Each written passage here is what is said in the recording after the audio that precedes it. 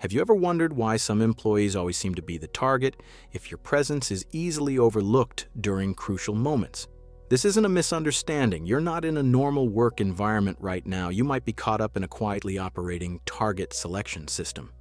And here's the most important part. You might not even be aware of it because this isn't random. It's a psychological and structural process. A typical week is unfolding as usual. Suddenly, a short meeting invitation pops up. There's an unresolved issue on the table, and at some point, this issue needs to be pinned on someone. No one says it outright, but everyone knows the same thing. Everyone on the team has contributed, but once the issue becomes clear, all eyes turn to you. You were handling this, weren't you? You start to explain. But the topic is quickly dropped. The meeting ends. Everyone disperses. You're left behind. Whenever a problem arises, the issue somehow gets pinned on you. So why? Because work environments can unconsciously highlight certain people as safe targets. And in this situation, specific individuals naturally end up in that position. This is where it all begins, a psychological process that everyone influences and directs without realizing it. Psychologically, people tend to push those who can naturally avoid conflict into positions of responsibility. So when a workplace is under pressure, it targets the person who will resist the least. No one objects. The process is quietly followed and the issue is resolved. This behavior can lead to the person becoming the focal point. The first reason is the perception of vulnerability. In the workplace, the unconscious question, "Who causes the least trouble?" is asked. Should we shift the burden to upper management? No. They might react. To a powerful department head? No. They'll object. But to the person who stays silent? They won't push back or object. That's why the process usually proceeds through the person who stays silent.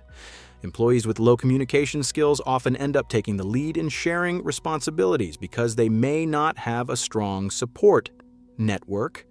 Loneliness can sometimes be perceived as vulnerability in the workplace. The next factor is past behavior. Once something is silently accepted, the brain encodes it. This person doesn't object. Turning to this person again, next time stems from the brain choosing the path that requires the least energy. Research shows that employees once perceived as easy targets are highly likely to be targeted again in subsequent responsibility assignments. Thus, a cycle begins. You accept. You're labeled an easy target. You take on more responsibilities, you accept again. And the cycle deepens over time. Some employees become easier targets because they don't know how to say no, or they know how but can't bring themselves to say it. The boss assigns a task. Even though you're swamped, you can't say no. The objection is brief. The but you initially say loses its impact. And this is noticed. When a little pressure is applied, the task is usually accepted. The boss quickly realizes when a little pressure is applied, the task is usually accepted. Research also shows that employees who struggle to stand up for themselves are more often assigned tasks they don't want because they're easy to persuade. If they say no just once, the task goes to someone else. But since they usually say yes, the responsibilities always fall on them. Being an easy target is sometimes just about being invisible. You work in the background. Your name doesn't come up. Your achievements go unnoticed. But when a problem arises, someone has to take the blame. Who should it be? Someone visible, valued, and respected, or someone in the background who stays quiet and whose name rarely comes up? Usually, the situation unfolds precisely through the person who stays quiet. And the process, without you realizing it, pulls you into the center. And there's a point here that most people overlook. This situation isn't resolved simply by being noticed. You need to know the right moves. So how should you act in this situation? Is quietly waiting enough? Or should you take different steps? Because this isn't just a psychology lesson, it also determines how you're noticed and guided in the workplace. Number 1, learn to say no. I'm not telling you to say no to everything. Use no strategically and with control. You can take on the task, but another task will have to wait. Did you notice? You're not saying no. You're clearly showing that your capacity is limited. Now your boss has to decide which task to prioritize. This way, tasks don't automatically pile up on you, they're distributed more evenly, and you easily step out of the role of the person who always takes on extra responsibilities. Number 2. Set clear boundaries. Setting boundaries starts with small steps. In the first week, clarify which tasks you'll take on. Clearly state your working hours. Don't hesitate to say, "I can't do this right now," when you're busy. Make it clear that weekends or personal time belong to you. This way, others will learn when they can reach you and what situations are acceptable. Clearly setting your boundaries is the first step toward no longer being the person who gets easily overloaded. Number 3. Stay a good person, but don't be an easy target. You can be helpful, but that doesn't mean letting others take advantage of you. For example, when a request comes in, you can say, "I'll help, but my schedule is full this week. We can look at it next week." Here, you didn't completely refuse the help. You simply set the timing and your priorities. This way, you're in control. By setting your boundaries, you're guiding others based on what they expect. Responsibilities are no longer randomly piled onto you. They proceed within the framework of your capacity and priorities. Number 4.